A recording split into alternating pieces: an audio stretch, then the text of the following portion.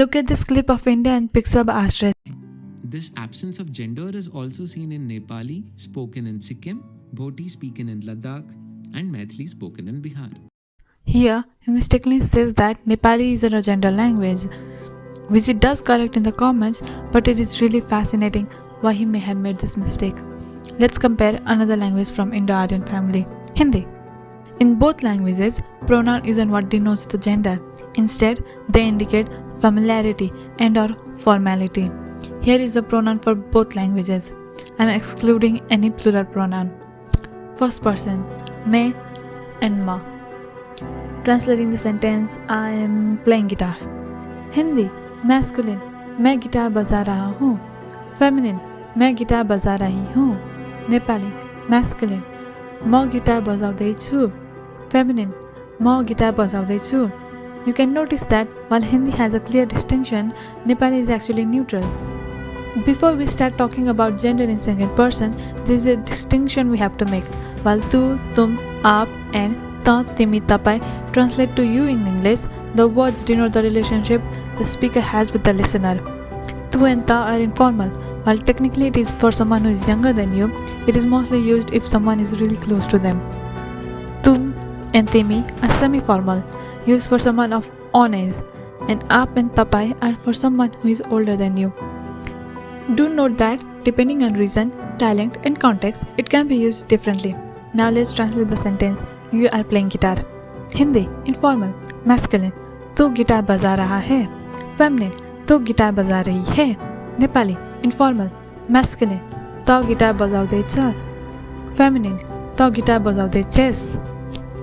Both languages make a clear distinction between the masculine and the feminine form. The interesting part is in the other forms of you. Semi-formal, Hindi, masculine, तुम guitar बजा रहे हो. Feminine, तुम guitar बजा रही हो. Nepali, masculine, तिमी guitar बजाउँदैछौ. Feminine, तिमी गिटार बजाउँदैछौ. Formal, Hindi, masculine, आप गिटार बजा रहे हैं. Feminine, आप गिटार बजा रही है. Nepali, masculine, तपाईँ गिटार बजाउँदै हुनुहुन्छ. Feminine, तपाईँ गिटार बजाउँदै हुनुहुन्छ. Do you notice something? While clearly Hindi makes a difference even in semi-formal and formal, Nepali doesn't. For third person, translating the sentence, they are playing guitar. Here they represent a single person. Informal, Hindi, masculine, वह guitar बजा रहा है. Feminine, वह guitar बजा रही है. Nepali, masculine, ऊ guitar बजाउँदैछ. Feminine, ऊ guitar बजाउँदैछ. There is a distinction in both languages. Semi-formal, Hindi, masculine, way guitar बजा रहे हैं. Feminine, वे गिटार बजा रही है. Nepali, masculine, उनी गिटार बजाउँदैछन्. Feminine, उनी guitar बजाउँदैछिन्. Both make a distinction. And to our final form, formal, Hindi, masculine, way guitar बजा रहे हैं. Feminine, वे गिटार बजा रही हैं. Nepali, masculine, उहाँ गिटार बजाउँदै हुनुहुन्छ. Feminine, उहाँ गिटार बजाउँदै हुनुहुन्छ. At least in the formal, while Hindi makes a distinction, Nepali does not. So what is happening? See, this is just my theory and I'm no linguist, so take it with a buckload of salt. But maybe the gender distinction in Nepali might be disappearing. This is not the first time that is happening to a language, and Nepali might be going through a similar process. For a little bit of further proof, I would like to tell you about when I was around 12 to 14-15. Currently, second person informal has a gender distinction, but during our conversation, we used to remove that. We use the masculine form even for girls around us.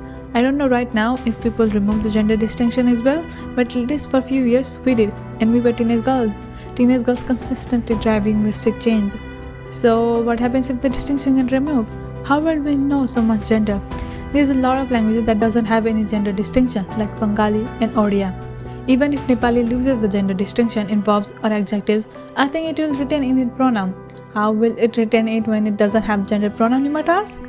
And you're right, it doesn't have one currently, but it's making one. Consistently, I have seen the people around me use U for men and Uni for women, regardless of the formal or informality for the person they are talking about. Actually, I asked DeepSeek and ChatGPT to translate the sentence, she is playing guitar in informal. They used Uni when it technically should be for semi-formal. AI just looks at patterns and spits it out, and I believe in its training data, Consistently, the Nepali speaker used U for men and Uni for women. Honestly, I came up with this theory as I was noticing how my peers spoke colloquially, and nobody can actually predict the changes in a language.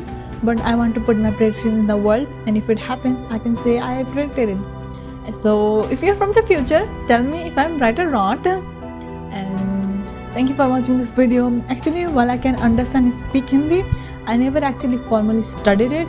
So as I was searching for pronoun for this video, at a point it really got confusing.